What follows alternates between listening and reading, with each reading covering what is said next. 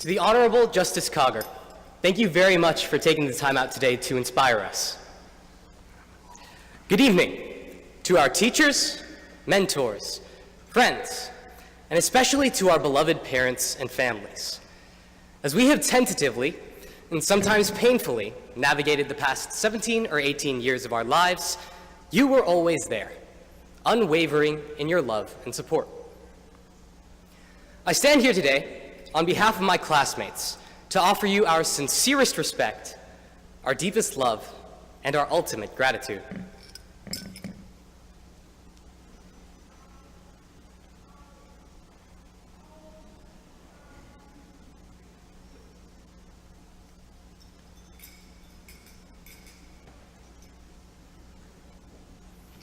Well, now that the important part of the speech is out of the way, my name is Michael Mandanas.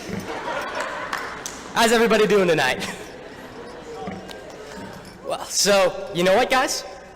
We did it, and we did it in the best possible way, with grace and aplomb. Apparently, we still can't get upstairs, but that's a problem that we can solve later.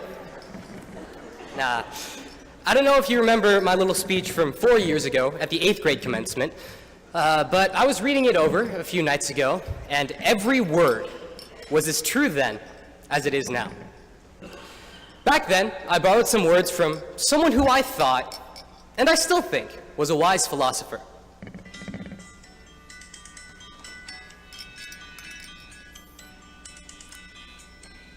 "'Cause baby, there ain't no mountain high enough, ain't no valley low enough, ain't no river wide enough."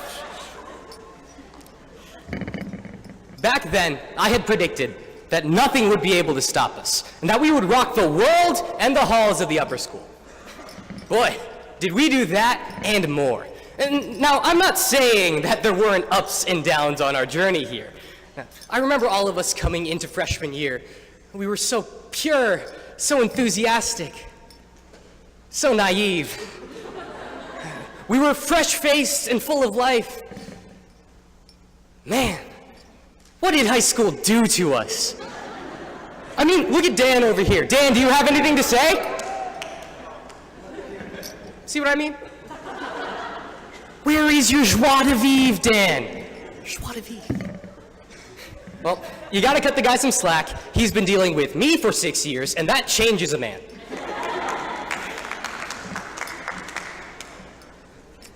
I was actually originally planning on talking about my middle school years here too, but upon recollection, I found that, unfortunately, I've mentally blocked out any memory of me with a bowl cut. It's really jarring, actually. Like, my life just skips from me gluing macaroni to pieces of paper to me the summer before freshman year, sitting in my barber's chair thinking, I can't believe I had a bowl cut for 13 years. All jokes aside, these past 4 years must have been some of the greatest that Heritage Hall has ever seen. From the grass-covered 100 yards of the football field to the shiny wooden floors of the basketball court. From the glorious performances that transported us to worlds unknown to the tense, sweat-filled moments spent clamoring to buzz in first at the academic bowl. From the high-speed, unintelligible exchanges of debate rounds to the earnest and wholehearted pleas for causes near and dear to our hearts. From our first attempts at scientific invention and research papers to our most recent essays expounding upon the madness of Hamlet. For us, there was never any half-hearted attempts. It was always a full-blown attack, meant to absolutely dominate whatever we set our minds to.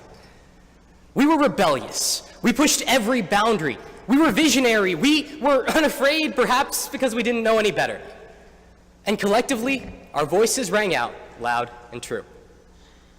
Yes, this is the class of 2018, the class with a blue and gold heart that beats strongly to the flames of passion. And I couldn't be prouder to be your classmate. But our work is not yet done. That's the beauty of this journey that we call life. There's always something that needs to be updated, that needs to be advanced. I met this girl over the summer. She was beautiful and mysterious, and her flowing hair shined bright like the morning sun. And I didn't know a whole lot about her, but then again, no one did, and We met in the airport on my way back from a family vacation, and we talked for hours about life, about love, about everything under the stars. And then we were fatefully separated when I was swept away by a throng of departing travelers. But I knew that if she ever called for me, I would have no choice but to answer. That girl's name was Destiny! And so, when Destiny calls, make sure you always jump at the phone to answer it. Seize every opportunity, no matter how small, to pursue what you're passionate about. And that doesn't mean that you'll never have any regrets. Maybe 20 years from now, you'll look back on today, on this speech, and you'll think, man, I really should have dated that Michael guy when I had the chance. Well, first off, there's still time, and I'm still single. And second off, maybe regrets aren't something to be avoided. Regrets are born of risks, and if you live life without risk, you live life without failure, sure, but you also live life without success. Regrets are a sign that you were willing to push your own boundaries. And maybe that's the most important thing to remember going into college. There's this phrase that I've been thinking about for the past couple years. Finding forever. It's intrigued me for a long time. On some introspective nights when I'm taking a respite from playing video games, this phrase will inevitably creep up on me. You know, I used to think it meant leaving behind a legacy of tangible accomplishments. A new invention, perhaps, a great scientific discovery, a famous song composition, a startup. For my good friend Luke over here, it might be a new quantum physics interpretation. And that's all well and good. But lately, my thoughts have taken me on a different path. You know, maybe finding forever is in the little things in life that give people reasons to remember you fondly. Lending a shoulder when a friend needs it. Comforting them with every loss and cheering them on with every victory. Writing someone a note just to brighten their day. Being really and truly thankful for every thoughtful gesture that comes your way. Giving your friend a hug just out of the blue, or even just saying good morning. I've come to realize that finding forever is all in the daily intricacies.